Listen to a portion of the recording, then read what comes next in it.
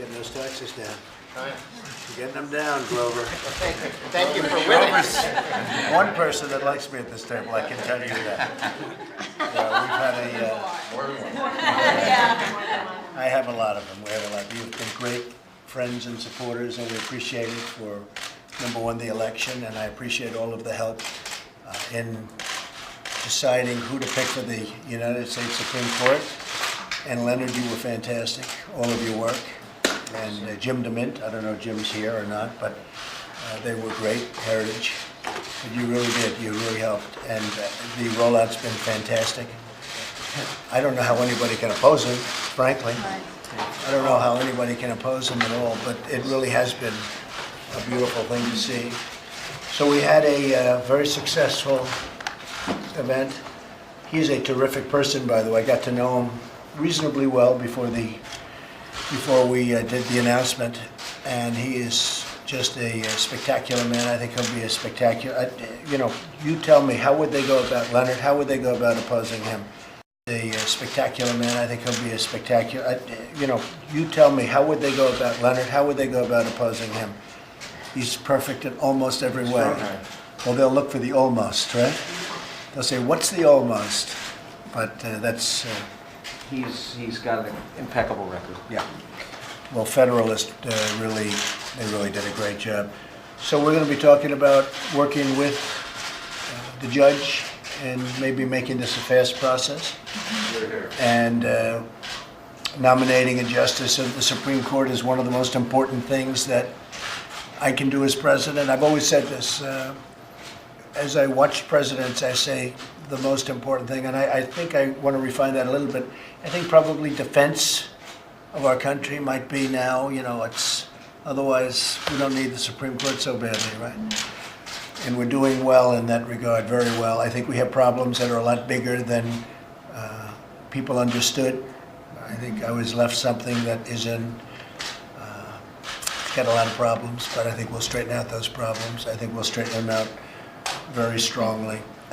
Judge Gorsuch is an exceptionally qualified person from the standpoint of experience and education. Columbia with honors, Harvard Law School with honors, Oxford at the highest level.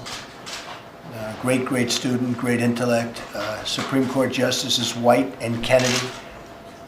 He clerked. And so I just think it's really great that we're having this meeting, because we want to have him go through an elegant process as opposed to a demeaning process, because they're very demeaning on the other side, and they want to make you look as bad as possible. And of course, the press can be very demeaning too. But I'm sure the press would be very dignified in this case. But I really that's the word. I really think he's a very dignified man. I'd like to see him go through a dignified process. I think he deserves that, and hopefully it'll go quickly. And we'll see what happens. So what we might do is, just before then, we might ask for the folks in the room just to give yourself a quick, your name and a little introduction. And Wayne, I would say they know you. Perhaps they know you better than they know me. I doubt that. Wayne LaPierre, National Rifle Association. I'm Penny Nance. I'm the CEO and President of Concerned Women for America. I'm Charmaine Yost. I'm with American Values, and thank you, Mr. President, for this nomination. Thank you very much. I'm Juanita Dugan with the National Independent Business Association and FIB. Great job, too. Thank you. Tom Collmore with the U.S. Chamber of Commerce, Mr. President. Congratulations on a fantastic nomination. Thank you. Thank you very much. Grover Norquist, Americans for Tax Reform, and thank you for winning the election. Thank you. You did a good job for you, Grover. Leonard Leo, the Federalist Society. Marjorie Gannon Phelps with the Susan B. Anthony List.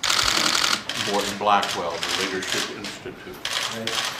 David Osteen, National Right to Life. Thank you for such a quick, excellent nomination. Thank you. Thank you very much. Paula White, Chairman of the Evangelical Advisory Council. Thank you, Paula. Thank you for the help during the campaign.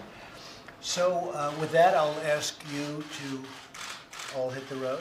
All right, thank you. Now, first, as you pointed out last night, the judge was confirmed by unanimous voice. Can I ask a question, Mr. President? No? Thank you.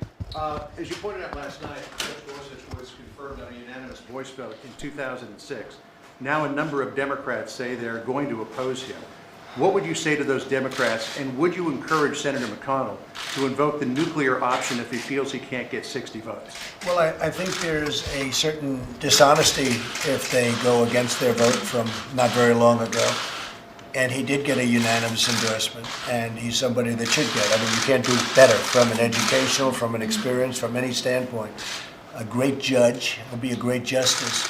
So, no, I feel that it's very dishonest if they go about doing that. And yes, if we end up with the same gridlock that they've had in Washington for the last longer than 8 years, in all fairness to President Obama, a lot longer than 8 years. But if we end up with that gridlock, I would say, if you can, Mitch, go nuclear, because that would be an absolute shame if a man of this quality was caught up in the web. So I would say it's up to Mitch, but I would say go for it. Okay? Thank you. Thank you.